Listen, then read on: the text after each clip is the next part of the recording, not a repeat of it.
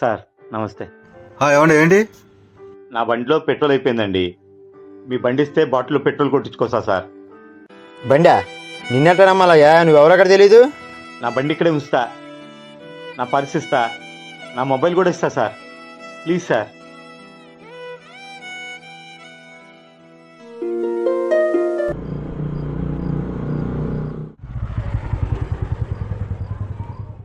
Thank you sir.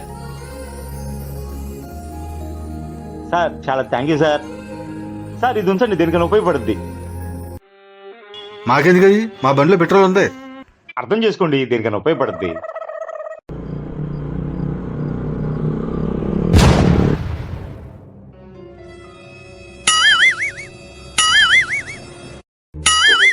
ఏంట్రా ఇది?